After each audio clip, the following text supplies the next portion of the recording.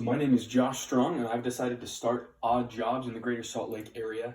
Other opportunities that I looked at possibly creating a dating/activity forum as an app or a website based on geographical area. It was an idea that came up in one of the Innovation Society ideas. I also looked for car detailing and window washing, both of which I have experience in, but I didn't really want to do as a career.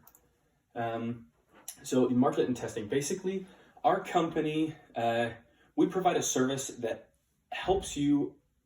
We do the things that you don't remember to do, you don't have the tools to do, or you don't have the time to do in your home.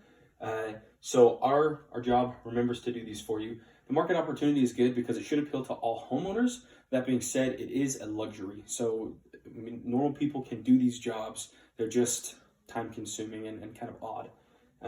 It would probably be best to prototype door to door. That's probably the best way that I would be able to get contacts in order to do this. So our business model takes people, homeowners specifically, that have lots of things that they need to remember to do, specifically filling salt into their hard water filters, changing the air filters in their home, or doing things like emptying the canisters on central vacuum systems. We would direct them to our app through our outbound or inbound sales efforts, our app or our website that would help us do these things and help you just be able to focus on being a homeowner. Our go-to-market strategy for people 60 and plus, I think that a door-to-door approach would probably be best. These are people that would have a hard time carrying 40-pound bags of salt into the basement or such. We would direct them to our app or to our website after making sales.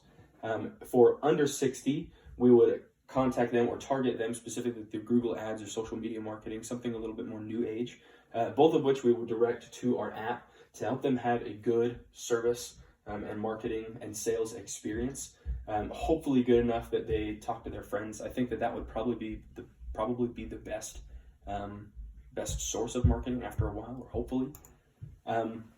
So competition, salt and air filters are inexpensive. It's not, our service is not providing those for cheaper than you would get them. I mean, it's like $6 and $150. You'll see that later. But our product is the service itself. Our employees, they need to be good-natured and awesome people. Now, you can find this kind of thing in a local handyman, but it is just that. It's a local guy. It's not a company. You can sometimes get in contact with these through companies like Thumbtack or Home Advisor, but there are no other companies that do this. Tech and services that we would use, we would need a warehouse for storage of our wholesale materials, an app that for scheduling and reminding on the customer end and on our end, vans and employee scheduling software so that they know where to go and when. And then I want an incredibly user-friendly app and website.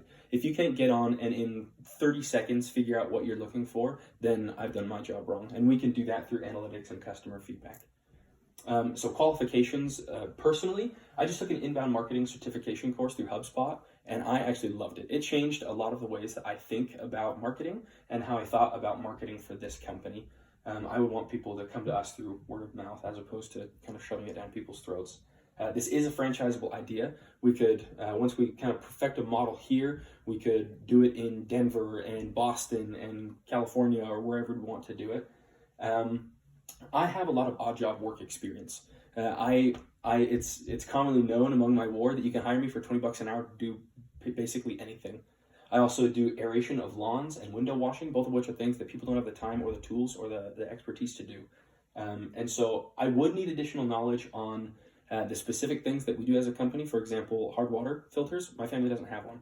And so I would need to know a little bit more about those and how those systems work. I also need experience in business management because I am a freshman in college. Our startup costs, we were looking at a van. You can get a Ford Transit or similar vehicles for about $12,000. Wholesale prices on salt and air filters are, as you see right there, per unit. Facility rental, I was guessing would be about $1,200 a month. That could fluctuate.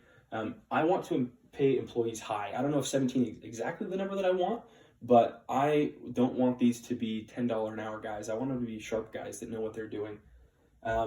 Now, the 12-month sheet is at the very end. I'll show you that, and you can pause it and stop the video so that you can take a deeper look at that. I did spend quite a bit of time on that so that it was as close as I could possibly get it. I found that my break-even point is about 578 monthly customers in order to break what I assume will be our expenses for the first year.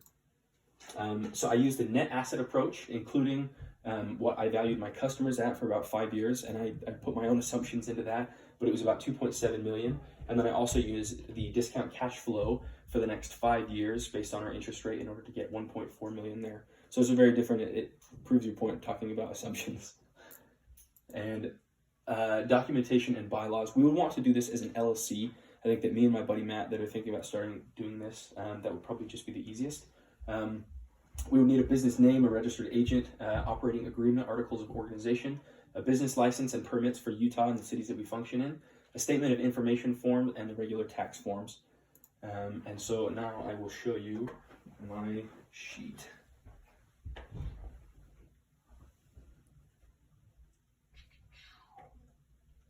And there it is. Thanks so much.